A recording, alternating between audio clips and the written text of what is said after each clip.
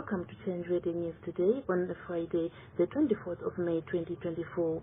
The news is read by Loveness Gotora. Stories are making the headlines.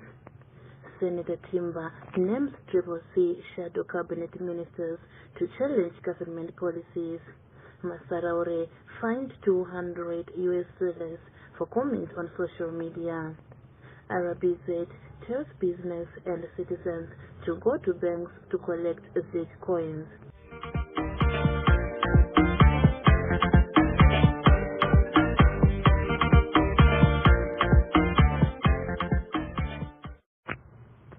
And now the stories in detail.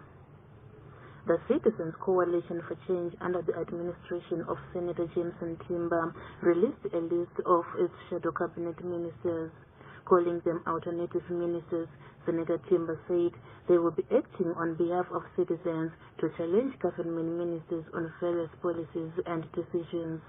Speaking at a press conference this morning, Senator Timber outlined how the illegitimacy crisis in Zimbabwe is having a knock-on effect on the economy, the health system, education, amongst others. He challenged the alternative ministers to champion the cause of citizens by challenging ZANU-PF ministers when they see acts of corruption or wrongdoing. Let's hear part of the presser where Senator Timber names the shadow cabinet. Alternative cabinet will be made up of 16 shadow ministers. What it means is that we are going to be integrating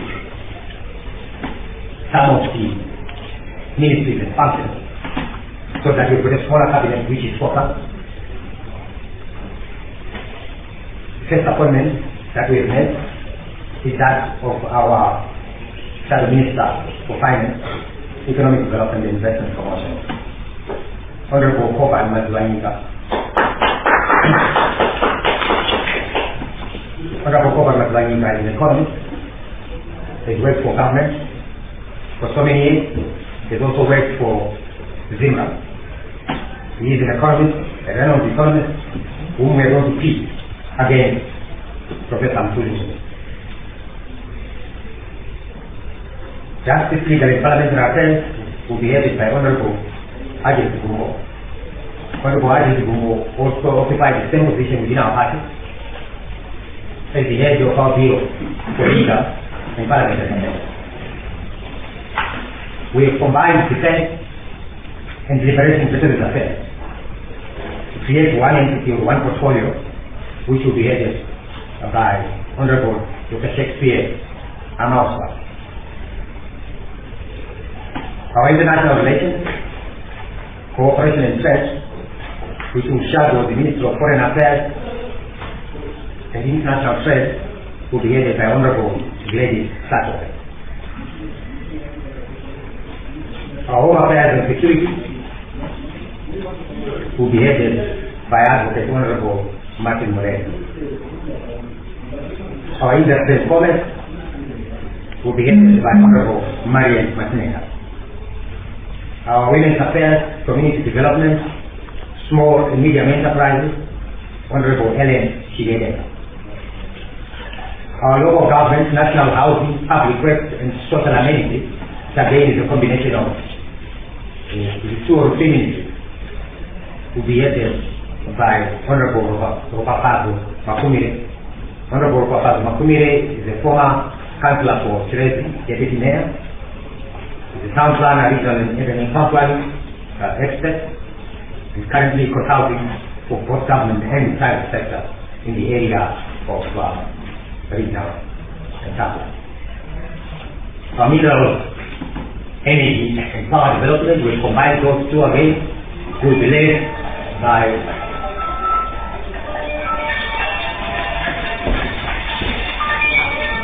Honorable Engineer Leslie Mawa. Our education will combine the two education portfolios, both higher and basic. We've also combined education with youth, sports and recreation. And Honorable Kapuzwa Ngazibore will be our subject. Labor, manpower development, public services and social welfare, which again is a combination of two ministries, will be headed by Honorable Sabitiwe Moyo. This convergence of data and voice of the internet source. We do not believe ourselves that we should have a Ministry of Information, because it is a communist right. Media should regulate itself. In this regard, we have combined ICT, courier services, and broadcasting services as one portfolio because of the issue of conveyance. And the Honorable Darlington Kigumbu will be our servant. For land, agriculture, fisheries, water and rural development, we've got Honorable Brian James, qualified agriculturalist, experienced farmer himself, and I believe we'll be able to speak to our Minister of Agriculture. We've been talking about Thailand being full up until we realize that we can't speak half the country. So we expect you, Honorable Jens, to take the dialogue and tell the people of Zimbabwe the truth. Transport and infrastructure development will be led by Honorable Zilaiman. And environment, climate, tourism, hospitality, and wildlife management will be led by our Iron Lady, Honorable Joanna Mo. And our health and child care will be led by the current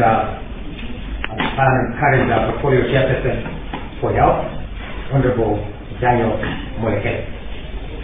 These shadow ministers will be assisted by deputies who are able to stand in for them in their absence in Parliament.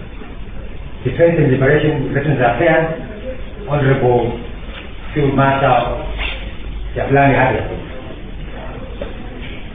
Education, Youth, Sports and Culture, Honorable Desire Moyo. ITV and Broadcasting Services, Honorable Gift Mantipi. Transport and Infrastructure Development, Honorable Lavmo Jimmy. Labour, Manpower Development, Public Services and Social Welfare, Honorable John Kuka. Foreign Affairs and International Trade, Honorable Innocent Laifa. Health and Child Care, Honorable Shine Kwamba. Home Affairs and Security, Honorable Mato Mabunga. Industry and Commerce, Honorable Black Dog, Honorable Senator Solano. Environment, Tourism and Climate Change, Honorable Zilankala. Women's Affairs, Community Development and Small and Medium Enterprises, Honorable Titi Sobaiwa. Agriculture, Honorable Marcela Borisene. Local Government, Honorable Johnson Matango. Energy and Mines, Honorable Prosper. In fairness, ladies and gentlemen, this is the thing that is going to be our alternative cabinet. What does it mean? What it means is that this team of the cabinet, alternative cabinet ministers, will be the official spokespersons of the party in and outside Parliament with respect to their portfolio. They will work with our Parliament leadership, Honorable Satwal, the leader of the opposition in Parliament, and Honorable Nomatemba, our chief whip, who will be part and or ex-officio member of the shadow cabinet in Parliament, and they will guide processes in Parliament in terms of engagement with that. I'd like to thank you very much. This morning, Amalgamated Rural Teachers Union of Zimbabwe President Artus Obert Masaraure was given a wholly suspended jail term of 4 months and fined $200 after he was found guilty of inciting violence when he posted an online comment demanding the release of the Artus Secretary General Robson Chere. Masaraure was ordered to pay the fine or face 2 months in prison. We spoke to Artus Deputy Secretary General Monyarazi Masiwa to give us his reaction to the judgment. As a union, we cannot joyfully accept the release of President Obed Masaraure on the condition that he pays a fine or alternatively serves a prison sentence on an unjust conviction. We are worried that this persecution is meant to destabilize our union, is meant to derail our campaigns towards realizing a fair wage as the fraternity. Obed Masaraure has been in front of encouraging different unions to come together and fight for a fair wage. And at this moment in time, we find ourselves having our leader being convicted, being sentenced for committing no offense. From now onwards, we are not going to back off. We are going to approach the courts as we seek a redress towards such an unfortunate development, and our members across the country are going to continue calling for justice for Obed Masaraure until we get such a redress.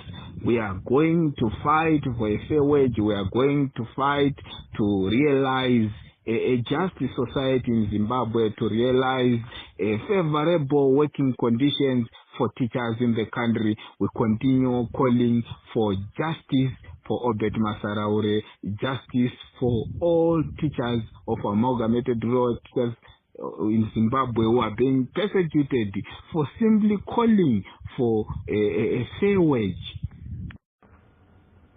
The Reserve Bank of Zimbabwe, RBZ, issued a statement yesterday stating that there are enough SIG coins available for usage in Zimbabwe. The bank mentioned that businesses and individuals will need to go to their banks to withdraw the coins in order to start using them.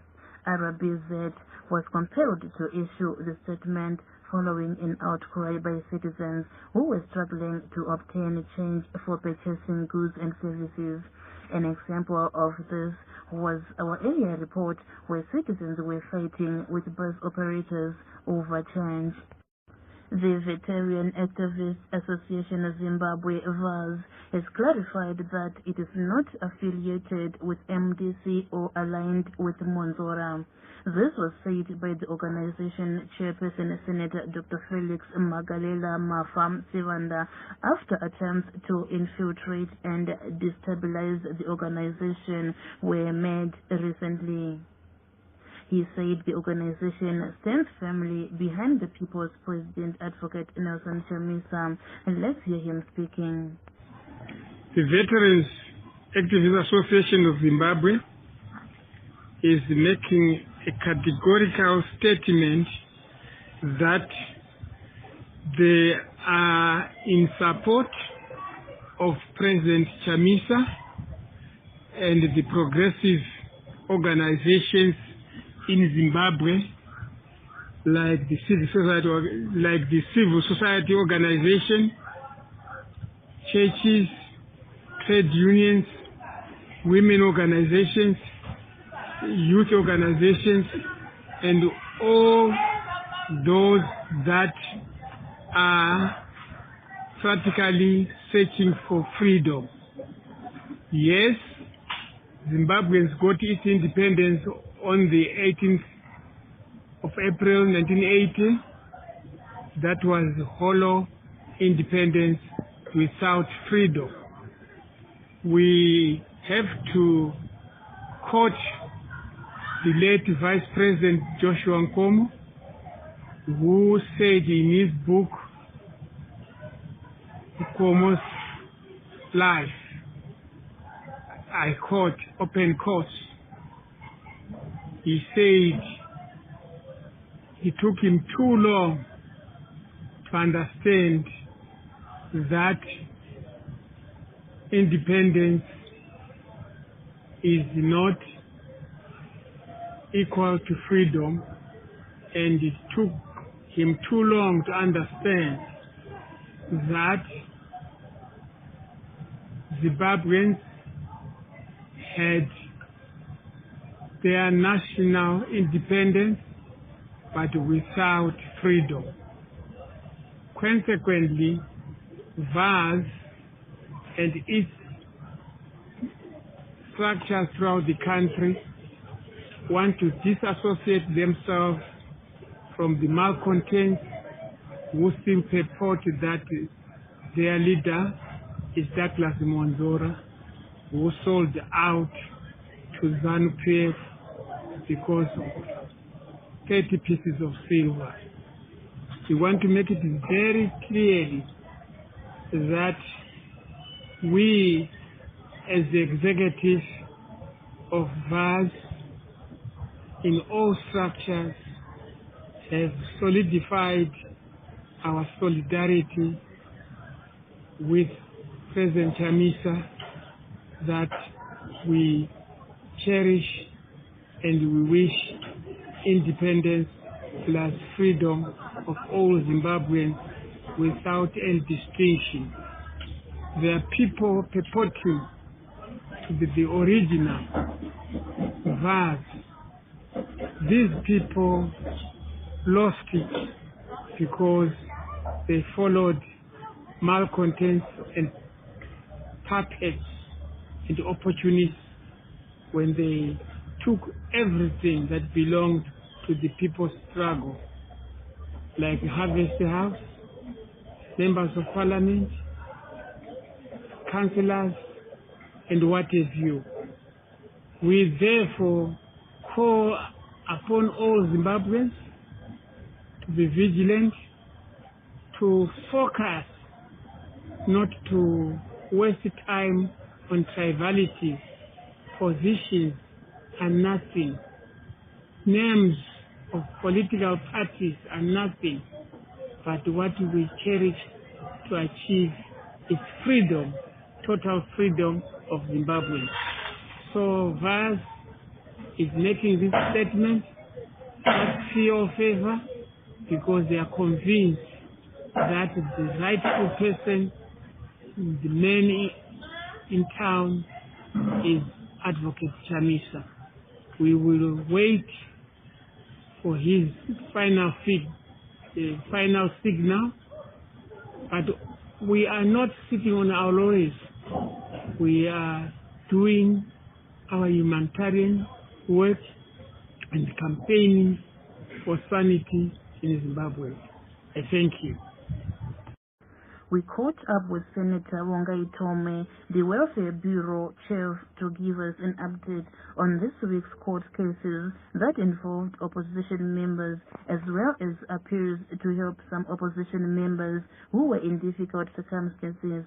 She said, "The state continues with its weaponization of the law against CCC members who are for Advocate Nelson Chamisa. In Harare, we championed for Shore of Harare South, who appeared before the Harare Magistrate Court, and the case was remanded to the 23rd of June for trial continuation. We also had the case of Honorable Champion Shibaya in the Budiro 26, who appeared at Rotten Row Magistrate Court for trial continuation. In Mashingo, we had Councillor Benik, Councillor Zishiri, Champion Desire Nyahunda, and Champion Wakura Warrior Wajona, who were arrested for disturbing the PVO bill meeting held at Charles Austin Hall in Mashingo, and they were later released and will appear in court by way of summons. What surprises us, Champion Wakura was actually injured during the skirmishes, but he ended up being the accused. In Harare, in Chinoi, and in other towns throughout the country, we had several disturbances of this PVO bill. In Manicaland, we championed Darrington Vuso, who was arrested and was remanded or was held in custody, and the Chisumbanji ZRP failed to take him to court, and he was then taken to court on Wednesday and was later released without any charge and to be summoned to court by way of summons. In Mashonaland Central, we had 3 of our MPs who have been summoned to court. That is Honorable Kagodora, who is accused of using a gun to threaten ZRP during the 23 August harmonized elections. There is also Champion Chari Muzingizi, who is also being accused of tearing posters in Mazoe during the 23 August harmonized elections. They will be appearing in court on the 28th of May 2024. We also had some of our members in Mtare Rural, names withheld for fear of continuous victimization, who were beaten and accused of failing to contribute money to ferry people to an independence rally which was held at Murambinda on the 18th of April. They've been threatened not to buy in the shops owned by ZANU-PF members. In Mashonaland East, our members continue to be victimized for refusing to be assisted voters during the 23 August harmonized elections. So we continue to demand justice for all our political victims. We also continue to demand a fresh, free, fair, and credible election. Imposter Sengezo Chabangu's close ally Sonini Moyo has been found guilty of breaking the Post and Telecommunications Act when she used foul language on WhatsApp to insult opposition activist Raymond Gumbeza, who was standing up for President Nelson Chamisa during a heated discussion. The Bulawayo Magistrate Court fined her $100 or faced 2 months in prison. She also had a 3-month suspended sentence on condition she does not commit the same offense during the next 4 years. Bulawayo City Council's Corporate Communications Manager, Ms. Nesisa Mpofu, announced that the Bulawayo Arts Festival, BAF, will hold its 4th edition in the city of Kings, Bulawayo, from June 2nd to June 5th, 2024, showcasing the city's unique history and cultural heritage. The festivities will kick off on June the 1st, 2024, coinciding with Bulawayo Day as the city celebrates its 130th anniversary. In international news, Aliko Dangote, a well-known Nigerian billionaire industrialist, has expressed his frustration over the difficulties he faces moving across Africa, requiring 35 different visas, unlike British or French industrialists who move around the continent with fewer hassles. He emphasized that the need for visa-free movement for Africans to accelerate development across the continent and foster greater unity among African nations. Mr. Mnangagwa was a former honorary diplomat to the UAE and CEO of ABWA, Shamiso Fred, was back in court after a group of victims of her Ponzi scheme applied to the High Court to launch a class action against her to recover millions lost in investments. The scheme, which was disguised as investment projects in egg production and dairy farming, mainly affected people in the UK, with investments ranging from $2,000 to $60,000. Fred is facing fraud charges since her arrest last November and is under bail of reporting to the police bi-weekly and her passport confiscated. Critics say her actions are said to have undermined Zimbabwe's efforts to attract foreign investments.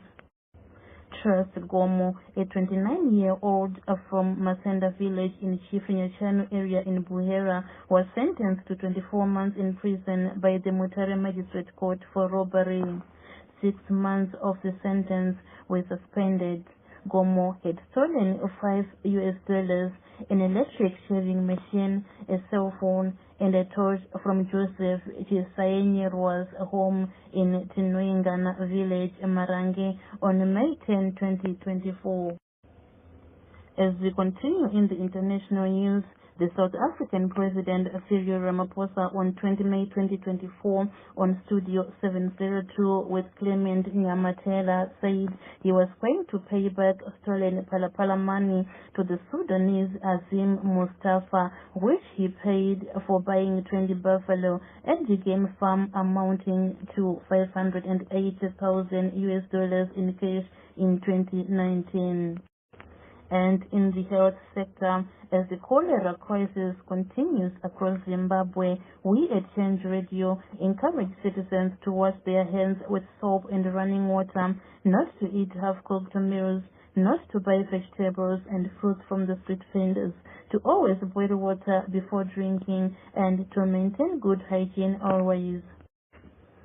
Finally, in sports, Cape United Technical Director and Assistant Coach Nelson Matongorere died yesterday morning at a Harare hospital where he was being treated for a stroke he suffered a month ago.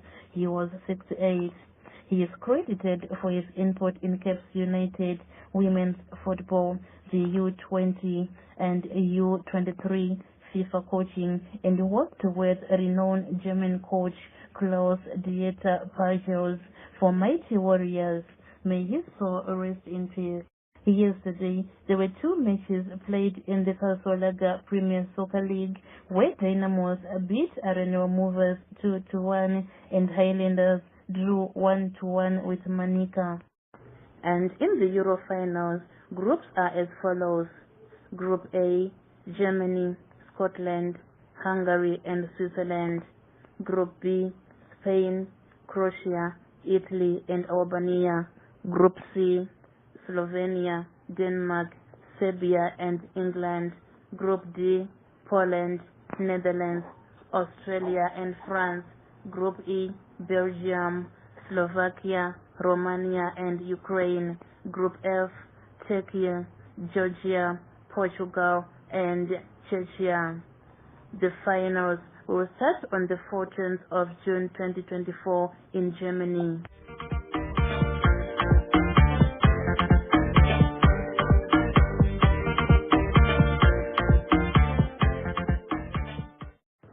To conclude the news bulletin, here are the headlines once more. Senator Timber names Triple C shadow cabinet ministers to challenge government policies. Masaraure fined $200 for comments on social media. RBZ tells business and citizens to go to banks to collect the ZIG coins. This ends the news bulletin.